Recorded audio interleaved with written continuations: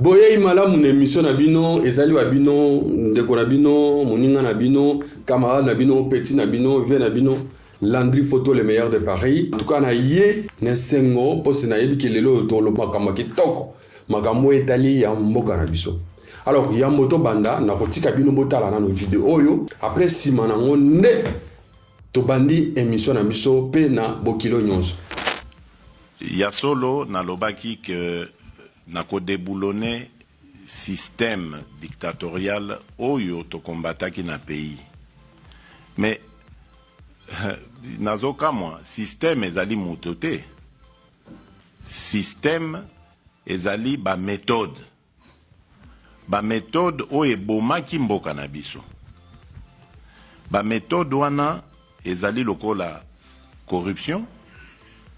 Ba méthode wana ezali lokola violence, ba arrestation arbitraire, ba violation à ba droit de l'homme, motoza alobi opinion na ye po esepeli si ba konzite, ba kangiye, voire ba bomiye, moto asengi a informer que a la marche pe pacifique a memi mandoki na maboko te, ba bete masasi a kufi, baka eze belé na mboka na biso nde biloko na lobaki système wana oye kota uta AFDL ti kino lelo enfin kino na décembre 2018 système wana na ko déboulonner yango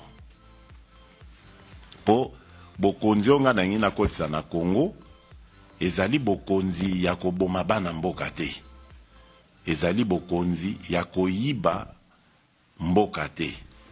Ezali bokonzi ya kotonga mboka ya kokotisa kimia pe bolingo kati ya bakongole. Donc soki oyoki moto ayimi elakisi te azana motema mabe azana makanisi mabe ke ye alingaki système wana continue.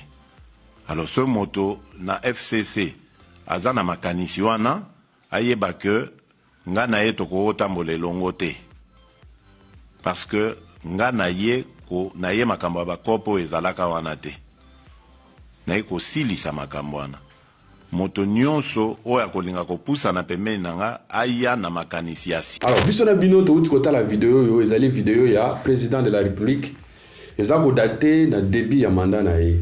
Na kata vidéo alobi boyeke aye pona ko déboulonner système. Hier moko na kata vidéo a expliquer système nino aye ko déboulonner. To kota la na bino lelo ya zana 7 ans à pouvoir. Article pe na moi mikolo lisusu. Est-ce qu'il a bandé déjà ko déboulonner? Est-ce que tu n'as fait un mandat na ye a ko déboulonner vraiment système? Merci avant de continuer émission na biso. En tout cas to senga na bino bato ba ta la biso ba ona ba s'abonner pour s'abonner massivement. Parce que sans bino, tu peux ça l'émission. Alors, force au bino bopé ça biso ya on est tinda que non. To que ne ko créer ko luka pour na ko ya ko sepesa bino ba oba ba na habitude ya kota la biso. Alors yamboto banda émission na biso to eba pourquoi président a utilisé qui langage wana ya déboulonnage. Et lo ko nini oyo ye akokiko ayeko chumbola pour boaka ezanini. Alors si tu entends bien mboka na biso ça fait 30 ans, 30 années. Il y a crise, il y a pas problème, il y a guerre, oyo to perdre bateau et belé. Donc bateau ba kufi na mboka na biso, bateau ba violer bango, ba maman ba violer bango, bateau ba kufi bana ba kufi.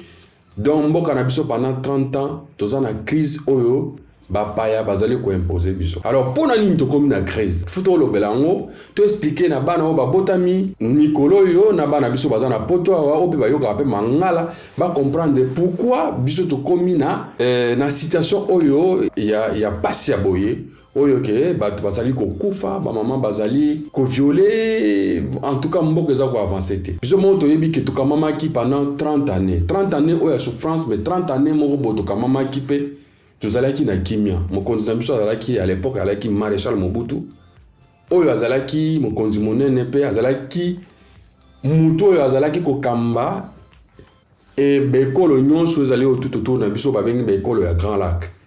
En tout cas na règne na ye kimia ezalaki makasi. Alors biso nyonso toyebi ke bato oyo batiaka bongo na likolo po kama baninga bazala toujours na bato mususu pe bazali likolo na bango oyo bazali pe kokonza kotia misapi pona makamami ekende bien.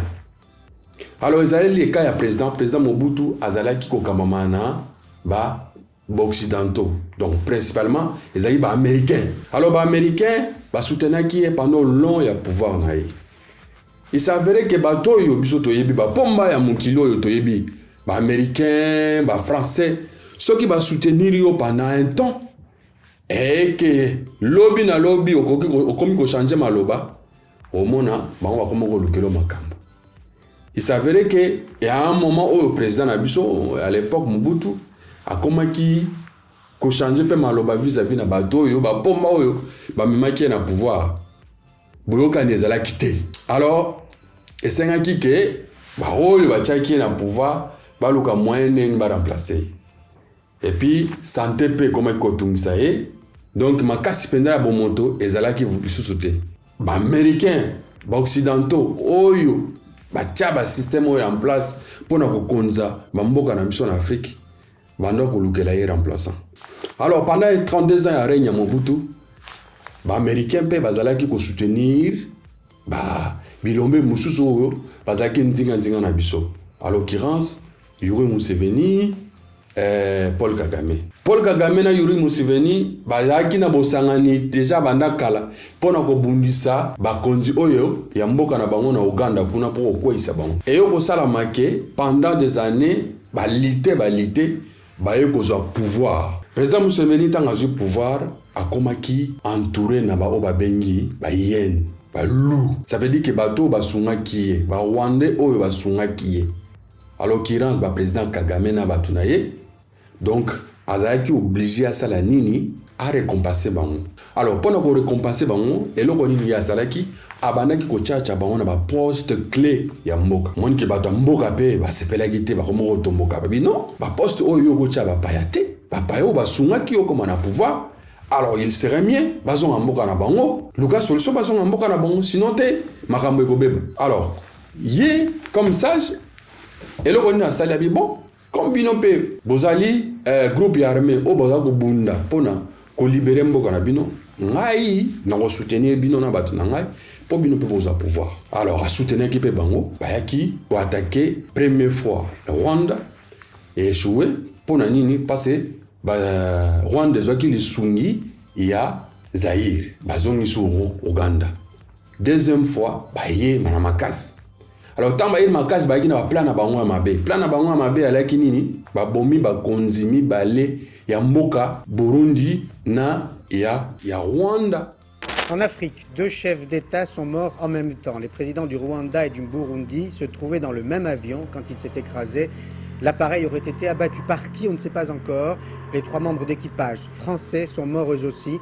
Et le Rwanda pesaki kanda na la population Hutu.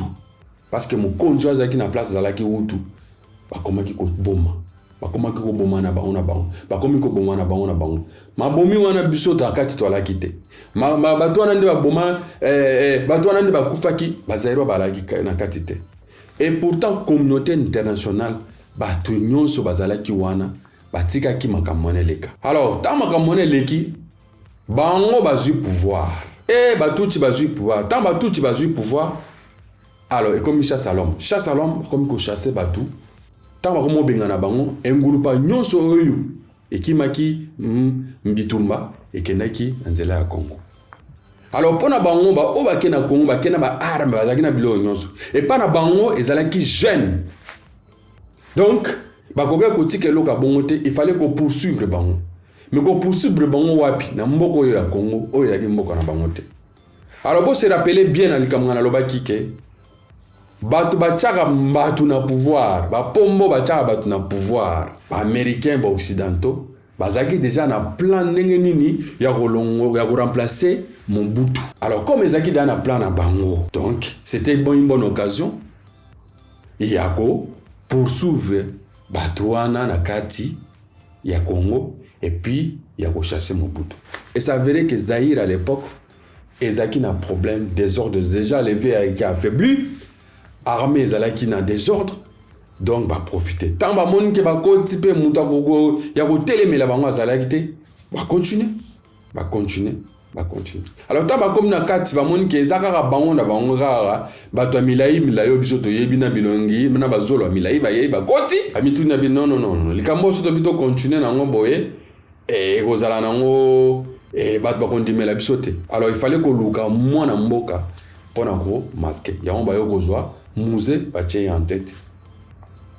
Musée a commis guide et puis a commis ko a pesi forme neti et logo et abana mboka. Et puis bayoko benga na président Mobutu, président Mbutake. Madame, monsieur, bonjour. Les événements se précipitent donc au Zaïre. Les troupes rebelles ont fait leur entrée ce matin dans la capitale Kinshasa. Président Mbutake, Kabila ye. L'histoire oyo à Ouganda, vous se rappelez, l'histoire à Ouganda s'est répétée le sous-sous. L'histoire à Ouganda oyo azalaki ke ayena balou, ayena bayen, batondeli na sima, nezandeni. Donc Kabila a quand même kotia batu na ba poste. Je me rappelle que même James Kabarere a comme qui même chef d'état-major. Bazozo ki bokonzi batu na ba place clé. Mais koboma. Mabe na mabe. Bato balobi bete. Bato basunga kibiso. To benye bango bandeko bayoko sunga biso pona kobenga na Mobutu. Même à l'époque, Papa Etienne Tshisekedi a salaki déclaration à l'obike bato oyo basungi biso bandeko na biso bo pesa biso facture bazonga na mboka na bango. Bo pesa biso facture bazonga na mboka na bango. Bakana qui écoute bazong si na zamba donc nous est permis que non pression pe leki ya population habite papa bosunga kingai tango koki bosa nini bozonga mboka na bino bango bamona ki bongo bien te tellement bamona ki déjà bamona ki déjà ba miel ezoko kweya bamona ki ba diamant ba toucha ki ba or ba toucha ki ba bomemo oyo na vina bango na bazwa te babite toko kende boyete il faut to bandela sous guerre mususu ne baguerre bandi ta guerre na baguerre politique wana ya ko le écarter mutu babanda ki na Rwanda ti baya kisasa bayebaki ke sans population ba réussirte rébellion sans population oyo bazalaki enthousiasmé na première guerre na Congo donc soki mouvement et su elandité de moyen au gagner lo ka bonga zaite fallait option mususu alors option ni bango ba ponaki ya yokoboma mzee suite toyebi mzee akufi mwana na ye ayeko remplacer moi Joseph Kabila président de la République démocratique du Congo je jure fidélité à la nation. Mwana na sali 18 ans, il y a pas conflit, 18 ans il y a pas guerre, 18 ans il y a rien. 18 ans il y a Kabila ezali kaka il y a pas problème. Nzela te développement mboka lokote bato baza ko s'enrichir ba chef de guerre baza ko koma ba généraux bato basala ba crime na Congo baza ko koma ba konzi donc mutakola mukaboye na tonga la muki abani ko boma ba c'était tika mandoki ya ko koma mokonzi donc pendant 18 ans ezalaki loka bongo alors est arrivé que la population pe balembi ba se rebeller ba bi bon ndenge za boye il faut makamuso échanger. Alors, makambo eko changer ndenge nini il faut Kabila longo pression il y a ba communauté internationale il y a ba combattant il y a ba te belé to bundi pena pour Kabila longo et puis président Tshisekedi oya alors président Tshisekedi na debi na ya déclaré à lobiboy que na ye ko déboulonner système ça veut dire système oyo ya corruption zalaki wana système oyo ya ke mutu aza penza mobomi aza penza ndoki boye bozui botie na pouvoir abina yeko déboulonner le début aizalaki vraiment kata wana maintenant toi avouer que le début à Tshisekedi ezalaki catastrophique to par exemple ba proche na ye collaborateur na ye banani baza ko filmer bango ouais baza ko sala ba cop ba non so wana to yebi ezalaki catastrophique. Alors, on a appelé ça qu'il faut te prendre nini parce que président Tshisekedi déjà à la base azaki muto nana kamaki eloko mokote atikala oza la maire te atikala oza la ministre te donc moi problème pays expérience ezalaki moi makasi biso monyo soto yebi ke mutu soki azana nzala eloko liboso alukaka alia Ce qu'on allait, comment réfléchir. C'est ce que j'ai compris. Même ma table approche, il fallait lire, voilà, s'enrichir. Après, enrichir, qu'est-ce qu'il faut faire? Il faut avancer. Il faut trouver la solution pour nous. Il y a un moment qu'il fallait qu'on recrute l'équipe.